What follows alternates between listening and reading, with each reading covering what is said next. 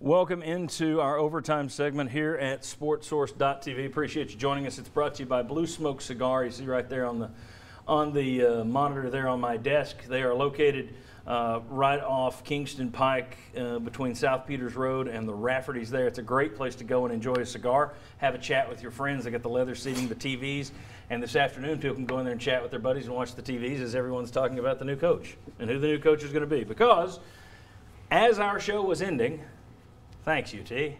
As our show was ending today, right about 11:50 and 12, word started filtering out that a team meeting had been called for 1 o'clock. And by the time you're watching this, if all goes according to what we're hearing, there will be a new coach in place. Brady Hoke will be the interim, supposedly. We're saying this, we're taping this at 12:06, so whenever you watch it, if that's wrong, sorry. But Butch Jones does appear to be out. Won't get to coach the last 2 games, apparently. We're not going to run through the topics and the questions, but just before we get into this, I would ask each and every one of you at once, who do you think the next coach is going to be?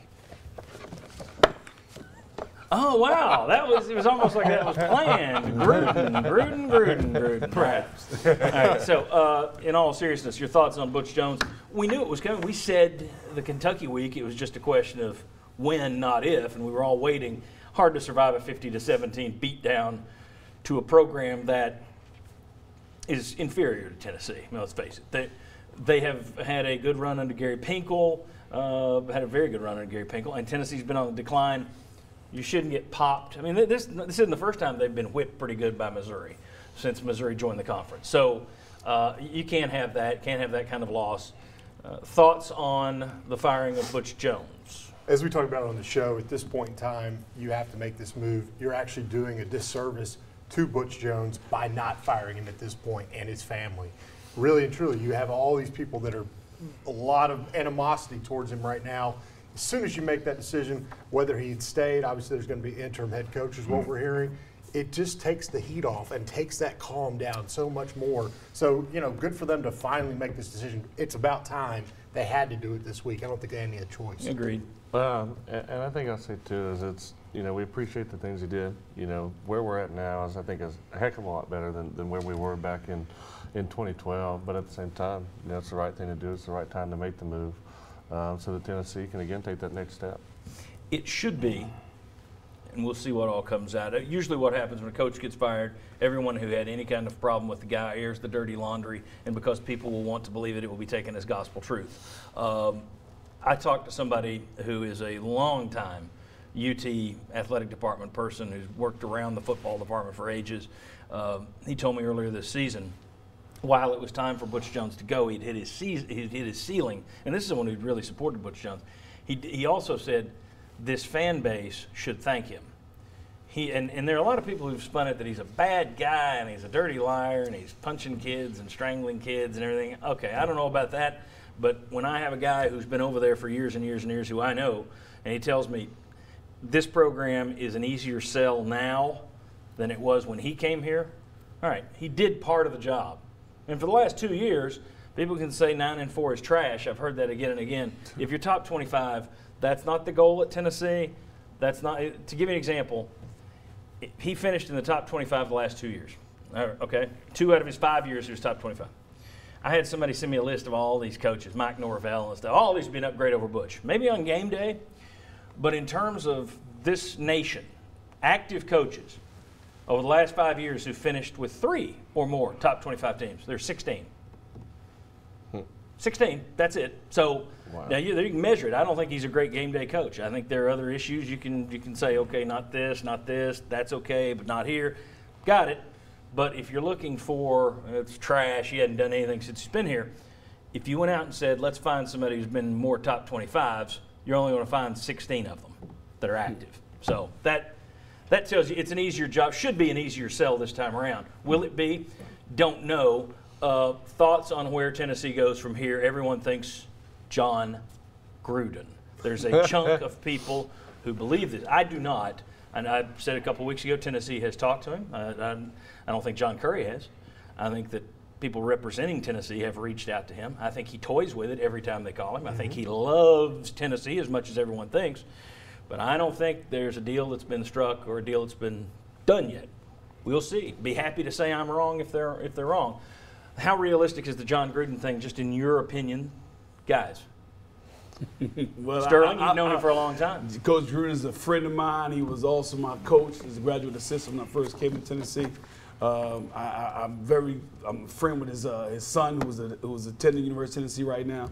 I haven't talked to him personally. Asked him a direct question about the coaching job. I did tell him that his name is floating around the city again. But my honest opinion is it wouldn't surprise me if he takes it or not. Coach Gruden is one of those guys that he's just a spur of the moment type guy. He does what he feels, and he's very passionate about what he does. So if he takes it, I think he'll be passionate about the job. But if he doesn't, I'm quite sure he'll be just as content and passionate about the job he has right now, which is analyst of Monday Night Football. For me, if it doesn't make sense, and I can't see it making sense, and I say it doesn't make sense because you got a guy that's making $6.5 million, and that doesn't include the Hooters and the Corona contracts. And Dunkin' Donuts, and he's got a car deal too. Right. It doesn't include all those, and then you look at how much work he actually has to do in a given year to make that money, and it's not a lot. And then you're saying, okay, you're going to make less. Let's say you make the same even, which you're not going to. You're going to have to make less money than what you're making currently, and you're going to have to work 100 times more than you do currently. I just don't see it making sense in that way of how I line those two up and go, yep, that's the better deal. Right now, everybody loves you. If you become a coach, you're going to start generating enemies as soon as you lose your first game. That's what Peyton Manning said a couple years ago. That's why he's not interested. It's like, I got a lot of friends in Tennessee. If I became coach, I lose half of them immediately. I want to say something as a caveat on what Will just said, and very, very similar to Will and I ever agree. But what's incredible is about what Will just said. Coach Gruden comes from a lineage of coaching. His father was a coach. He got into coaching under his father. He's the older brother of current head coach of the Washington Redskins, Jay Gruden. Coaching is in his blood. I don't know if he gets back into the profession right now, and which is some very valid reasons that Will just cited. But if he does, it would not surprise me. It's odd for me. I can't think of anyone who's been out of the game for 9 years and then got back in. Now, I can give you a list of guys who've done it after 3 years. 3 years out or 4 years out, and they come back in. I've never seen anyone stay out for 9. Just my opinion, just from looking at it and from reading his quotes over the years. He always says, well, I like to toy with it, but, man, I couldn't do the recruiting, and, man, I'd get you in trouble with the rules. I think there's 49% of him that loves the idea of it. But I think it keeps coming back. There's 51% that says, man, I don't need this kind of stuff. He did an HBO Real Sports a few years ago. And one of the things he said he did at that time was after every Monday Night Football game, he leaves by walking by the loser's locker room, so he knows what he's not missing. Wow. That's an interesting point. Also, he does not like social media at all. Okay, well, Nick Saban didn't like it either, and Saban survives. He's the word from Tampa was he would get frustrated with younger players who couldn't pick up things immediately, which now you're talking about younger players. And I wonder, this is a guy who hates losing. From everybody you talk to, most coaches do, but he despises it. If you win 75% of your games in the NFL level, you're 12-4, you're a 2 seed, and you got a bye in the playoffs. You've had a good year. You win 75% of your games at Tennessee, you're 9-3, and people are calling for your head. I don't know how he would react to that. Not saying he wouldn't come in and be a home run. I'm just throwing out some things that I'm like Will. There are more reasons for him not to do it than there are to do it. And for those who say, yeah, but his wife's family's here. Yeah, he's already got one house here. He's looking to get another one. He's a multimillionaire. He can buy homes. He doesn't have to coach here to live here. But that's just my take. We'll see. Maybe by the time this airs, actually, if he's named coach, this will never air. We'll never put this online. I'll tape something else. They'll hire Jon Gruden to run that. Those are incredible facts right there, John P. But you talk about the guy who overcame adversity before by being told he couldn't play quarterback, ended up being a Division I quarterback at the University of Dayton because he was too short. So I get it, and you're right. I get it. I'm not saying he can't. That's not what I'm saying. I'm saying he probably could, but would he want to? He wanted to play quarterback. Absolutely. Sure, you're right. I mean, I don't know. Think about the Brett Kendrick situation.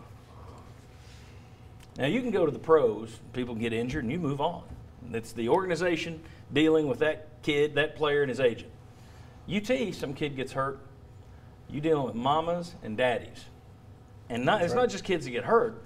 mamas and daddies who want Junior to play. How do you think Jon Gruden would want to deal with, hey, we've got your second string quarterback's daddy on the line? I don't know. I think he'd get the Chucky look, but that's just me. All right. Daniel, Shazan, anything you want to add on the Gruden front? I was going to say the only way that I think that happens is if ESPN does another budget cut and they say, well, maybe we can save $6.5 million a year.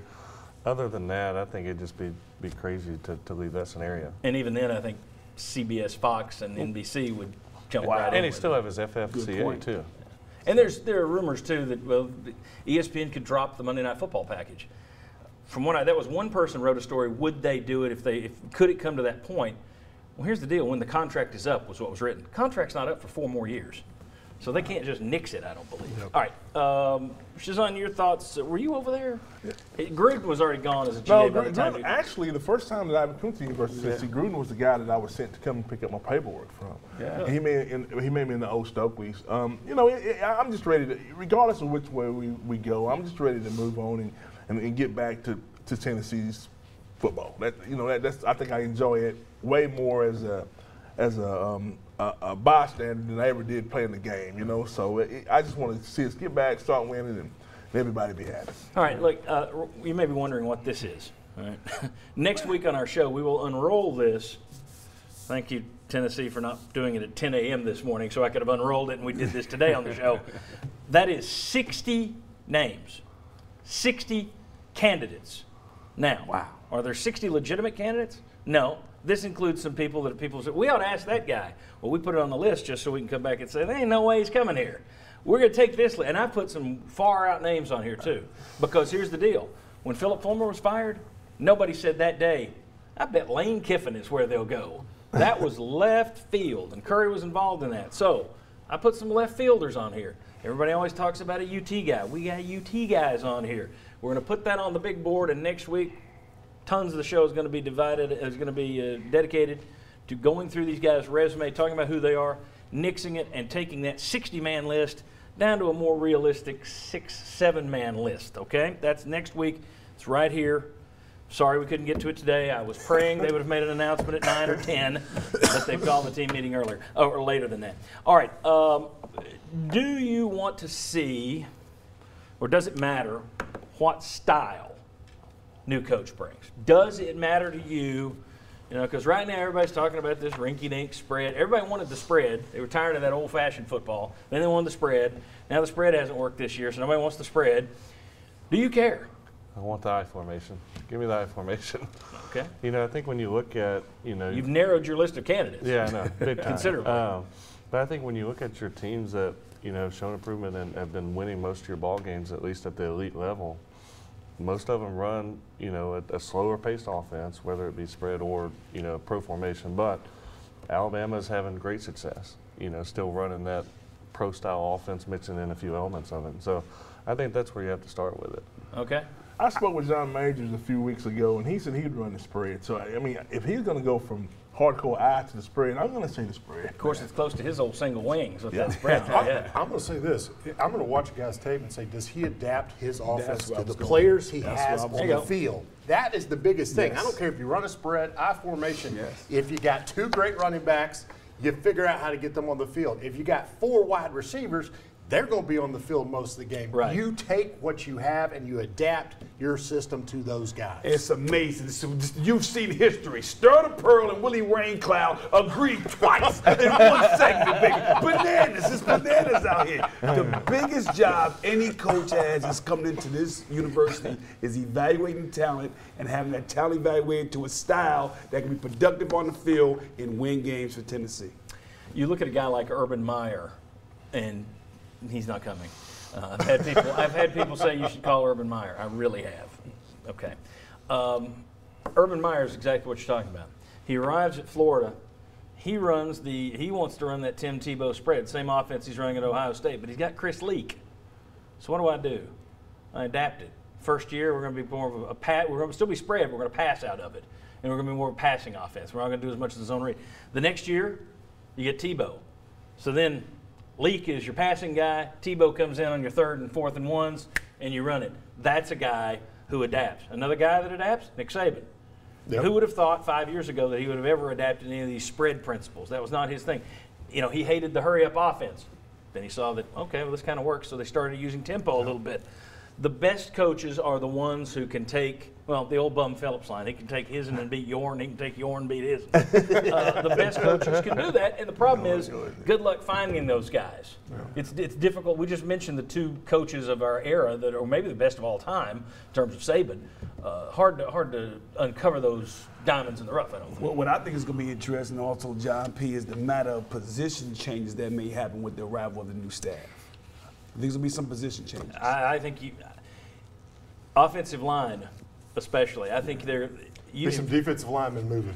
Oh. I think your offensive line could be Trey Smith, Khalil McKenzie, and then your new kid at right tackle. Yeah, who's Devontae Brooks over there, and then move to right guard. See if Richmond can play guard.